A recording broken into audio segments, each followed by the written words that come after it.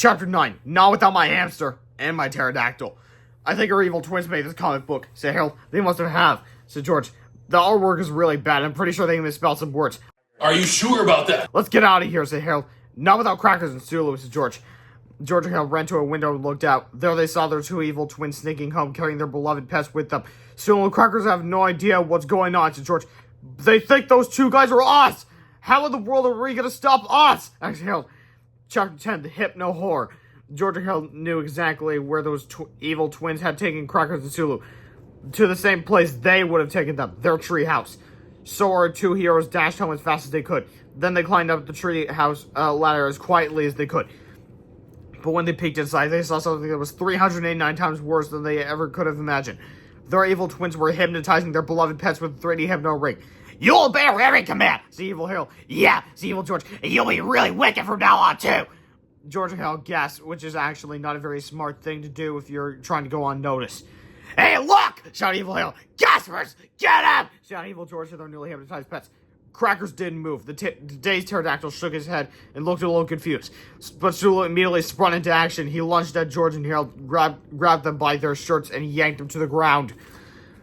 Hey, said evil George, those kids look just like us. What should we do with them? We can't take any chances, said evil Harold. Then he called to Sulu in a loud and commanding voice. Destroy my wicked hamster! Chapter 11, Crackers to the Rescue. Crackers didn't understand what was going on, but the plucky pterodactyl knew that something needed to be done, and quickly. So with a sudden whoosh of flapping wings, Crackers swooped in and grabbed George and Harold from the relentless little paws of their raging robotic roving rival. That's a lot of alliterations to digest, especially with the titles. Oh no! Screamed Harold. Crackers are gonna fly high into the air, drop us! We're doomed! Actually, I think he is trying to rescue us, said George. But he just got him to like Sulu, said Harold. Why on earth would he, the opposite of what he was ordered to do? And how come all our pronouns are getting italicized? Actually, George, that actually could hint that Crackers is a female, because she did the opposite of what she was hypnotized to do. Like Ms. Rebel, remember that plot point from book 5? That's the first foreshadowing, making you wonder if Crackers really was a girl, all the way until it was revealed in book 10 in 2013. I'll get to that book later, but for now, let's not worry about that now, said Harold. We gotta get out of here. But we can't leave Sulu behind, cried George. Don't worry, said Harold. We'll come back for Sulu. So the three friends flew to the school and headed upstairs to the library. Hey, that looks like a pterodactyl, said Mr. Crump as our heroes pushed past him. Let me pet him! Mr. Crump cried, chasing after them. George, Harold, and Crackers finally reached the library just in time to see Sulu and their evil twins smash through the ceiling with a terrible crash. You losers won't get away from us this time, said evil Harold. Desperately, George, Harold, and Crackers tumbled into the purple potty, slammed the doors shut, and quickly reset the controls. Mr. Crump and Sulu pounded on the door of the purple potty while George and Harold's evil twins shook the malfunctioning time machine from side to side. All at once, an orange light started flashing wildly. The purple potty began to shake and wobble violently. Then the entire room lit up with an explosive burst of lightning as the purple potty and everyone around it disappeared into the whirlwind of electric air. Chapter 12, Kablamski! Suddenly there was another blinding flash of light.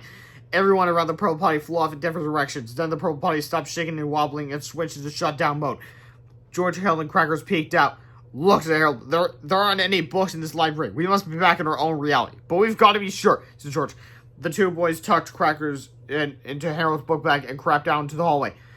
As they peered into the windows of nearby classrooms, they saw room after room of heartbroken and despondent-looking children.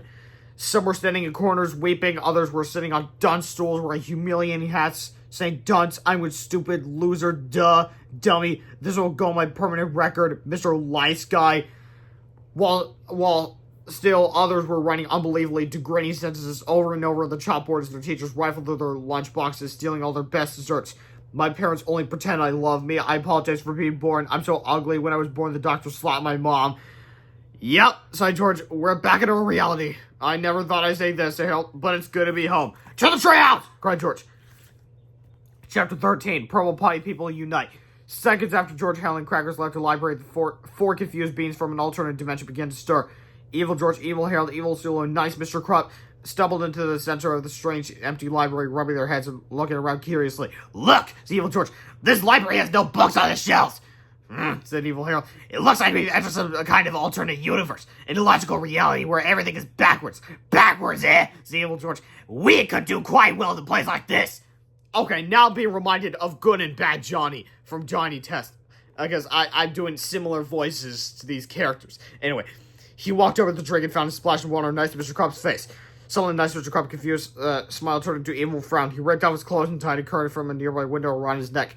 Then evil George handed him a bad toupee, and the pernicious principal stood before them, snarling angrily through his flared nostrils. "Oh, cut the blood that pumps!" he shouted in a thunderous voice. Chapter 14, the chapter where some stuff happens. Meanwhile, back at the treehouse, George Howe grabs some supplies before heading out to save Sulu.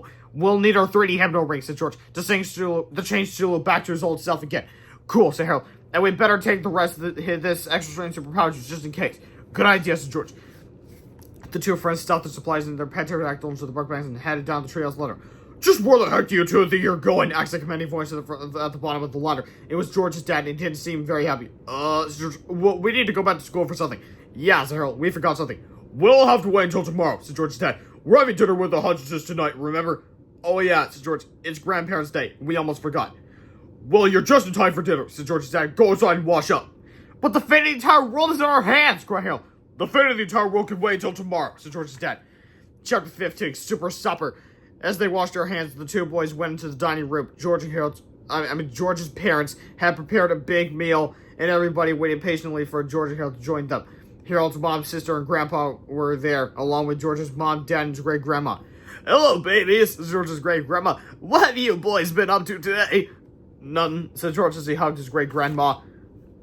"We made you and Grandpa a comic book yesterday," said Harold. "You did?" asked Harold's grandpa. "Well, let's have a look." George shuffled through his book bag, taking things out and laying them on the table. "It's here somewhere," he said. Finally, he pulled out 2 copies of their latest comic book, The Adventures of Boxer Boy and Great Granny Girdle. "It's about how you guys turn into superheroes and save the world and stuff," said George. "I drew the pictures," said Harold. "Well, that's very nice, boys," said George's dad. "Now sit down and let's eat." "We can't," said George. "We gotta go now. It's really important." George and Harold's grandparents poured themselves a glass of juice and began reading their new comic books while the boys continued arguing with George's dad. Chapter 16, The Adventures of Boxer Boy and Great Granny Girdle, an epic novel by George B. Intelligence. The Adventures of Boxer Boy and Great Granny Girdle by George B. Intelligence. Everybody knows that grandparents are kind of dorky. They tell dumb jokes. "Why did the silly Willie throw his clock in the air? He wanted to see time fly!" Huh? They call you embarrassing nicknames in public. "Hello, babies!" They have no sense of what things cost. "Here's a nickel. Why don't you buy a video game with it?" "Thanks, I will." But grandparents are still cool for one reason. "We're old, and we don't care what anyone thinks. Out of the way, Buster Brown! Step aside, you bother me! Our heroes!" And so everything was cool until one day, when a strange news store opened up downtown. They were selling robots. "Hey, kids! Trade your old, worn-out grandparents for the latest in robo-geezer technology! Cool! They're tons better than regular grandparents. They tell funny jokes. One's 40 feet long and smells like pee. Like dancing at the old folks' home. They tell you cool nicknames in public. "Hey, Thor. Yo, what up, dog?" And best of all, they have no sense of what things cost. "Here's $10,000 for a candy bar." Soon every kid in town was trading in their old grandparents. "Hey, what's going on?" "Nothing." "What are you taking us?" "Nowhere." That for brand new Robo Grannies and Grandpatron 2000s. "Wow, cool! I love my new Robo Geezers." Soon there's only 2 real grandparents left in town. "You wouldn't trade us in, will you?" "No way! You better not! You'll get a whooping!" Anyway, one day, George and Harold's grandparents went downtown. "Something fishy is going on here." So they snuck inside the building. "Shh! Soon, hey, look!" They opened the door and saw a tragic discovery. "Hey, all the grandparents in town got totally captured! Oh my! We've got to save those old folks! But how? Beats me. Hey, look, a whole bunch of hard candies! Let's forget those geezers for now and just eat candy! What geezers?" Meanwhile, in the next room, "In a few more days, those old folks will be under our control. Cool. Then I'll get them superpowers. How do you do that? Easy. I've got a whole box of superpowered hard candies in the other room. Old people love hard candies. I know." Later, "Those candies were good. I feel so strong. Me too. I feel powerful. Oh no, this guy's eating all my superpowered hard candy. Uh-oh."